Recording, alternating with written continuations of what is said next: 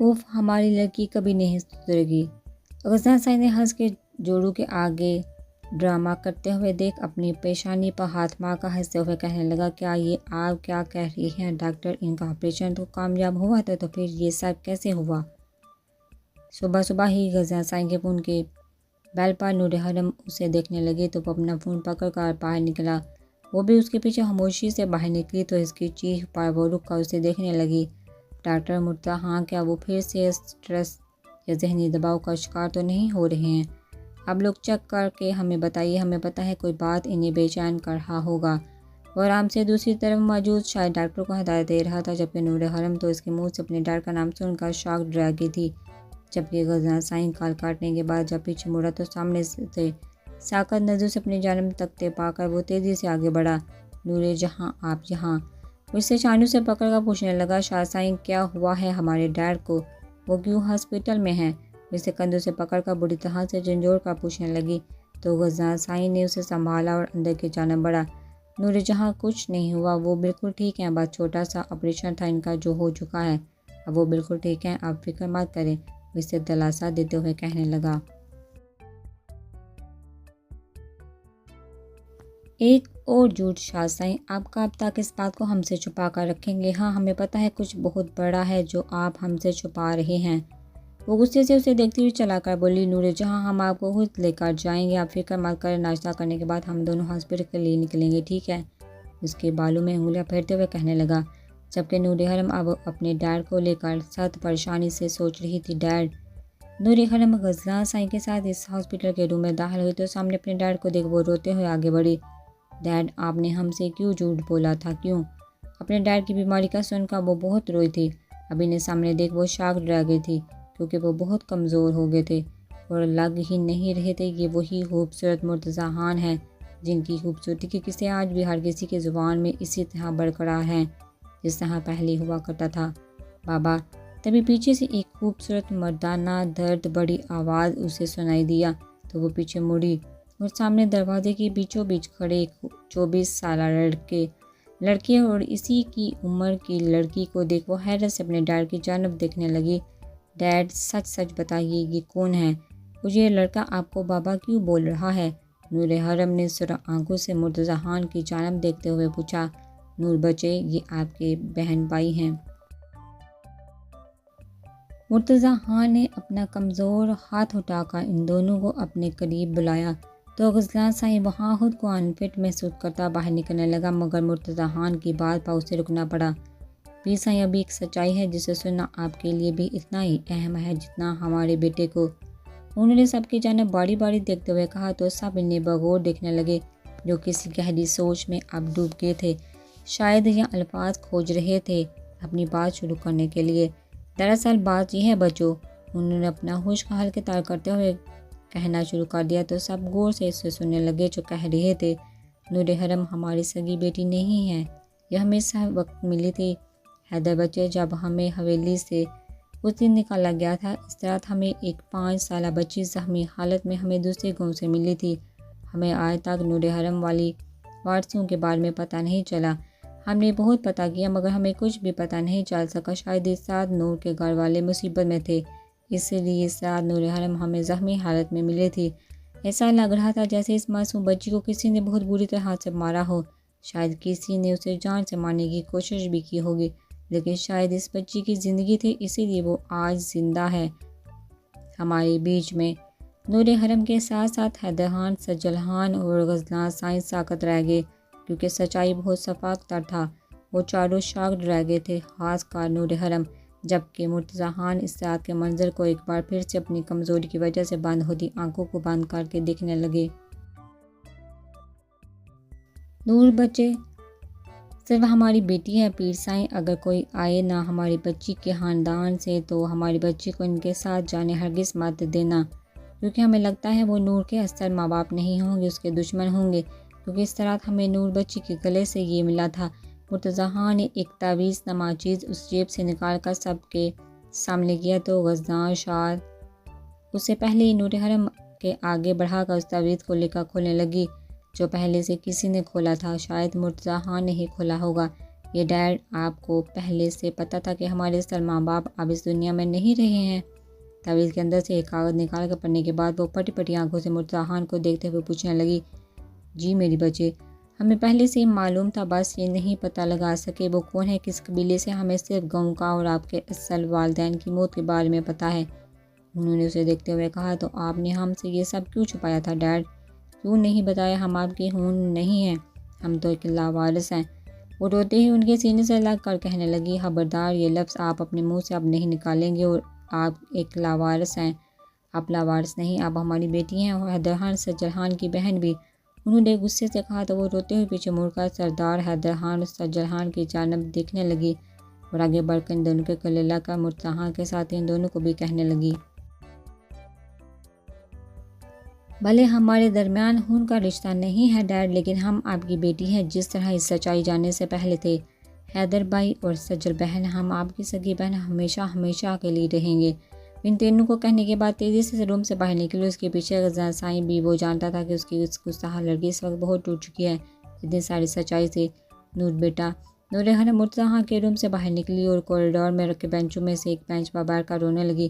اندر تو وہ آرام سے کہہ بیٹھی کہ وہ انہیں کی بیٹی ہے، لیکن وہ خود کو کیسے سمجھاتی کہ وہ ڈیڈ کی نہیں کسی اور کی بیٹی ہے۔ ان کی بیٹی جو اب اس دنیا میں نہیں ہے، اس وقت اس کے ساتھ کیا ہوا تھا اسے کچھ بھی یاد نہیں تھا، کیونکہ وہ 5 سال کی بچی تھی اور جس حالت میں تھی یہ صرف مرتضیٰ خان جانتے تھے۔ نور جہاں، آپ روئیے مت خدا کے لیے۔ آج وہ شرارتی لڑکی اس ہاسپٹل کے کوریڈور میں ایک بینچ پر بیٹھی سختی سے منہ پر ہاتھ رکھے بری طرح سے سسکیاں لے لے کر رو رہی تھی، اور بھلا اس کا شہزادہ اسے کیسے روتے ہوئے دیکھ سکتا تھا؟ وہ تڑپ کر آگے بڑھا اور اسے پکار اٹھا، شاہ سائیں، سنا آپ نے؟ میں ڈیڈ کی بیٹی نہیں ہوں، میں ان کی سگی بیٹی نہیں ہوں، ہمارا خون کا رشتہ نہیں ہے، وہ ہمارے بھائی بہن نہیں ہیں۔ اس کی جانب دیکھتے ہی رو کر بولی، آپ ہی بابا مرتضیٰ خان کی بیٹی ہیں نور جہاں، صرف آپ ہی، اور وہ دونوں آپ کے بھائی بہن ہیں۔ خون کا رشتہ معنی نہیں رکھتا نور جہاں، اس دنیا میں ایسے لوگ بھی موجود ہیں جو بے ایسا بچوں کو بڑا کرتے ہیں، مگر کبھی بھی اس بچے کو غیر نہیں سمجھتے اور نہ ہی دنیا والوں کے سامنے ان کا تعارف اپنے نام کو ان سے جدا کر کے دیتے ہیں۔ آپ کو پتہ ہے کیوں؟ کیونکہ وہ انہیں اپنی سگی اولاد سے بھی زیادہ سگے سمجھتے ہیں، اور بابا مرتضیٰ خان بھی آپ کو اپنی سگی اولاد سے زیادہ سمجھتے ہیں۔ غزنہ سائیں اس کی آنکھوں سے گرتے پانی کو دیکھ تڑپ آگے بڑھا، اسے اپنے سینے سے لگا کر اسے سمجھاتے ہوئے کہنے لگا، لیکن شاہ سائیں، یہ درد ہی کم نہیں ہو رہا کہ ہم ڈیڈ کی سگی اولاد نہیں، کسی اور کے ہیں۔ شہزادہ آنکھوں میں نمکین پانیوں کو بسیرا بالکل بھی اچھا نہیں لگ رہا تھا۔ غزنہ سائیں اس منظر کو دیکھ دل میں ایک چبھن محسوس کرتا ہاتھ آگے بڑھا کر ان نمکین پانی کو صاف کرنے لگا، ہمیں پتہ ہے یہ آپ کے لیے آسان نہیں ہے نور جہاں، لیکن آپ کو خود کو سنبھالنا ہوگا، اپنے ڈیڈ کی اچھی صحت کے لیے ان کے سامنے خود کو خوش ظاہر کرنا ہوگا۔ آپ کو اگر آپ نے انہیں احساس دلایا نا کہ آپ بہت اداس ہو گئے ہیں، یہ سچ جان کر تو ان کی حالت بگڑ سکتی ہے۔ غزنہ سائیں کی بات پر وہ تیزی سے اپنے آنسو کو صاف کرتی مسکرانے لگی، مگر اس کی مسکراہٹ بھی غزنہ سائیں کو کھوکھلی سے لگی۔ شاہ سائیں، آپ ٹھیک کہہ رہے ہیں، ہمیں خود کو سنبھال لینا چاہیے اور ڈیڈ کی صحت کے لیے ہمیں کچھ بھی کر سکتے ہیں۔ ٹوٹی مسکراہٹ اپنے ہونٹوں پر سجائے وہ شرارتی لڑکی سامنے سے تو بہت خوش لگ رہی تھی، لیکن وہ اندر ہی اندر وہ بکھر کر رہ گئی تھی، اور اسے سمیٹنے کے لیے اس کے شہزادے نے اسے اپنے سینے سے لگایا۔ مہرو شاہ اور دستگیر شاہ کے بے جان ضد پر وہ ان کے ساتھ شادی کی شاپنگ کے لیے کراچی کے اس بڑے سے مال میں آئی تھی۔ فاطمہ، تم کچھ لے کیوں نہیں رہی ہو؟ پورے مال میں وہ تینوں گھومتے گھومتے ایک برائڈل جویلری شاپ کے پاس رکے تھے۔ تو مہرو نے پیار سے فاطمہ کی طرف دیکھتے ہوئے کہا، بھابھی، اب کسی چیز کی چاہ نہیں ہے اس دل کو، بھلا میں ایک ہاری ہوئی لڑکی کس کے لیے ہار سنگار کروں گی؟ یہ دل تو مر چکا ہے ان چیزوں سے۔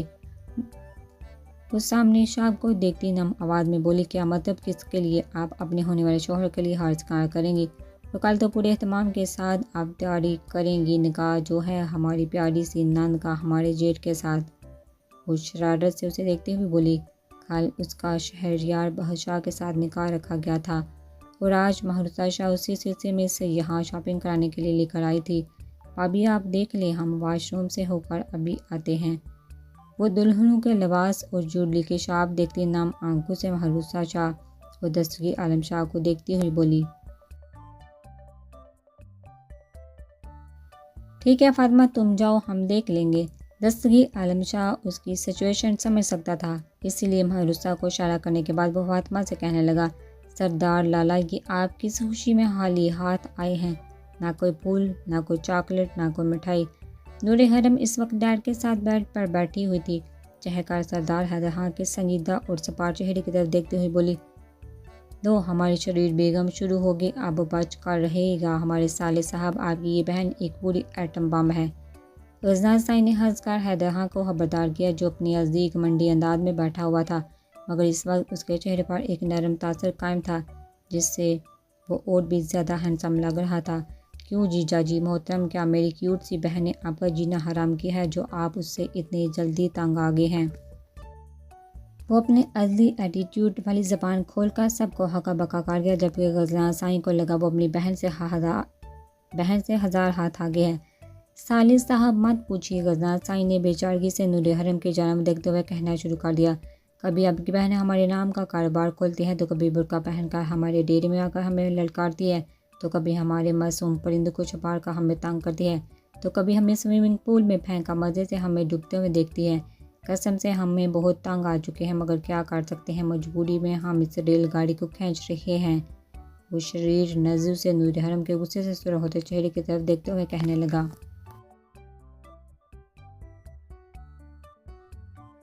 کیا شاہ سائی، آپ یہ کیسے بھول گئے کہ ہم نے آپ کو سوئمنگ پول میں نہیں بلکہ خود کو پھینکا تھا تاکہ آپ ہمیں بچانے آئے، اور جب آپ اندر آئے تو یاد ہے ہم نے آپ کو…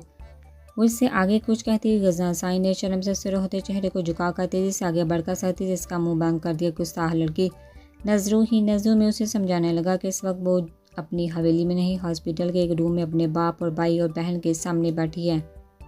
پیچھے ہٹیے گستاخ سائی، وہ غصے سے اسے پیچھے کرتی چیخ کر بولی، اوکے پیاری بہنا، میں اپنی دونوں بہنوں کو ابھی سامنے شاپنگ مال کے آئس کریم پارلر لے کر چلتا ہوں، وہاں جا کر ہم تینوں خوب انجوائے کریں گے، اور میں اپنی بہنوں کو خوب شاپنگ بھی کرواؤں گا۔ کیسا لگا میرا آئیڈیا؟ سردار حیدر خان سر نیچے جھکا کر غزنہ سائی کی حالت پر مسکراتا، حال میں اس کی بیچاری شکل پر ترس کھاتا نور حرم اور سجل خان سے کہنے لگا، واہ کیا جکاس آئیڈیا ہے۔ نور حرم کی لینگویج پر غزنہ سائی سکتے میں چلا گیا، جبکہ اس کی بات پر کیپٹن سردار حیدر خان نے آگے بڑھ کر باری باری اپنی بہنوں کے ساتھ چوم کر پیچھے ہٹا۔ گستاخ لڑکی، یہ آپ گنڈوں کی زبان کیوں بات کر رہی ہیں؟ سیاہ آنکھوں میں غصہ لیے وہ نور حرم کی کلاس لینے لگا، اس سے ساتھ چیر تھی ایسی ٹپوڑی کے لینگویج سے۔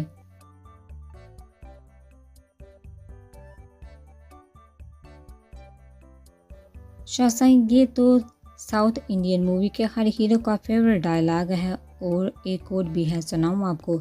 نور حرم بالی ووڈ اور ہالی ووڈ مووی کے ساتھ ساتھ ساؤتھ انڈین مووی کی بھی شوقین تھی۔ مزے سے آگے بڑھ کے سب کے سامنے ہی وہ غزنہ سائی کی گود میں بیٹھی چہکتی ہوئی بولی۔ غزنہ سائی جو سامنے صوفے پر بیٹھا تھا، ان تینوں بہن بھائیوں کی محبت بڑی باتوں کو مسکراتے ہوئے سن رہا تھا۔ اپنی گستاخ بیوی کی حرکت پر شرم سے اس کا دل چاہا ڈوب مرنے کو۔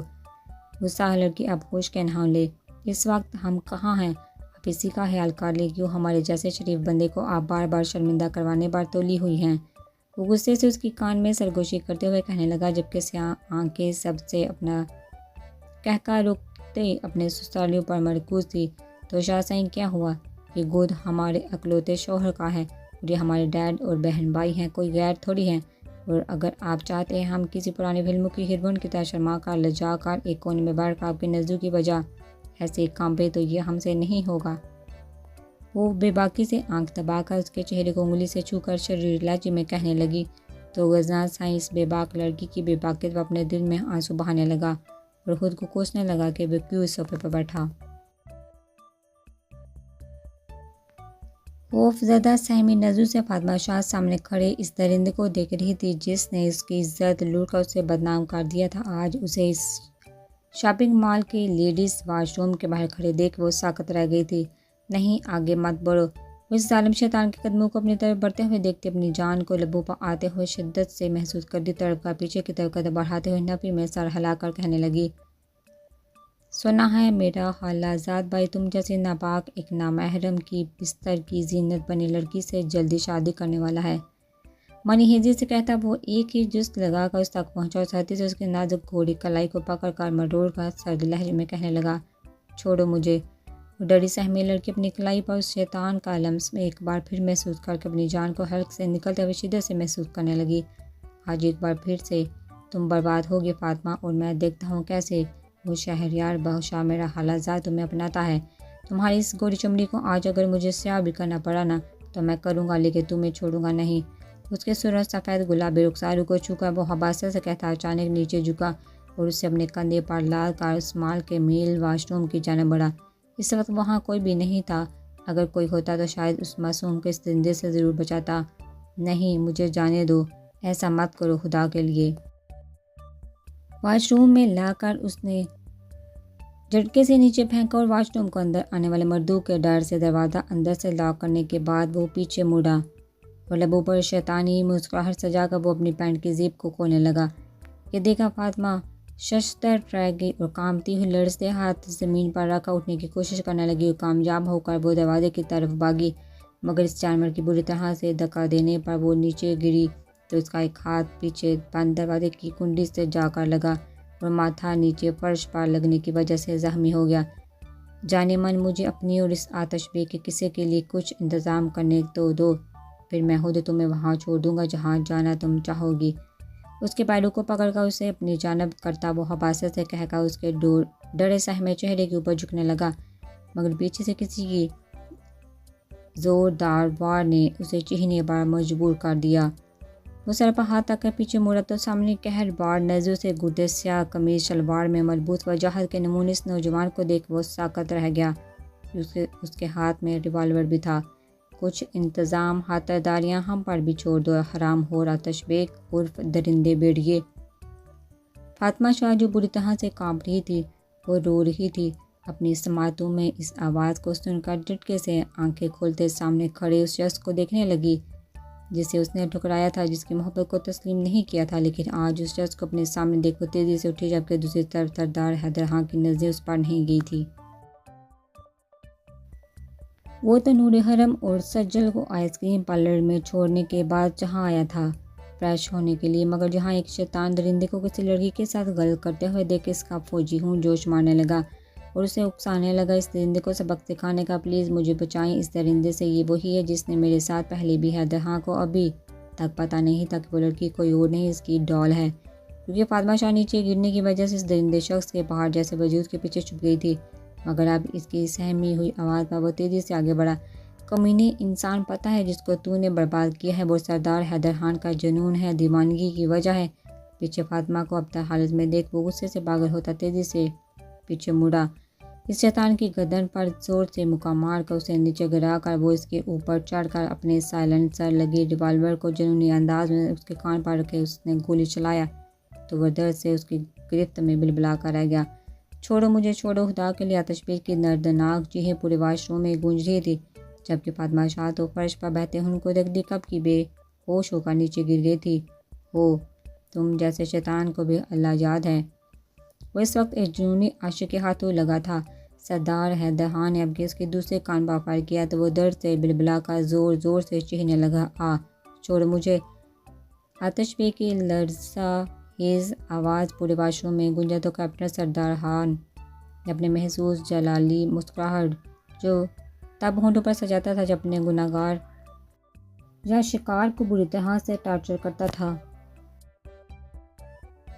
اب تمہیں میری ڈال چھوڑے گی میں نہیں، میں اسے اتنا ظالم بناؤں گا کہ جب تمہارے سامنے اسے ہوگا تب تمہاری روح کانپے گی، اس کے ہاتھوں مرنے سے پہلے تم اللہ سے موت کی بھیک مانگو گے۔ ساتھی سے اس کے چہرے کو جگڑ کر وہ نفرت سے اس کے چہرے پر تھوکنے کے بعد سر لہجے میں کہنے لگا۔ آتش بیگ کے دل میں پہلی بار ڈر بیٹھ گیا، اللہ کے بعد ایک ظالم عاشق کا ڈر۔ نہیں، مجھ پر رحم کرو، مجھے جانے دو۔ آتش بیگ کی ڈر خوف سے پینٹ بھی گیلی ہو گئی تھی، جسے محسوس کر کے حیدر خان کے لبوں پر ایک دم سحرانہ مسکراہٹ پھیلا۔ ضرور جانے دے گی میری ڈال تمہیں، لیکن قبرستان۔ طنزیہ نظروں سے اسے دیکھتا وہ پیچھے ہٹا اور فون نکال کر اپنی ٹیم کو کال میں لا کر اسے ان سب کو اسمال کا پتہ بتا کر خود اپنی ڈال کی جانب بڑھا جو ڈر کے مارے بے ہوش ہو گئی تھی۔ کیا یہاں کسی فلم کی شوٹنگ ہو رہی ہے جو تم لوگ تماشائیوں کی طرح کھڑے ہو جاؤ اپنا کام کرو۔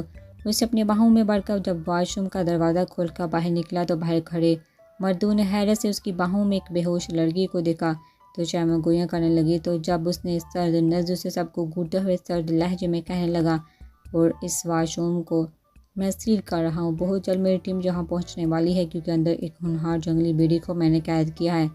اگر کسی کو مرنے کا شوق ہے یا کسی نے خودکشی کا پلان کیا ہے وہ اندر جا کر اپنی خواہش پوری کر سکتا ہے۔ سامنے کھڑے مال کے مینیجر کو اپنا کارڈ دکھا کر وہ واش روم کو سیل کرنے کا کہہ کر وہاں سے تیزی سے آگے کی طرف بڑھا۔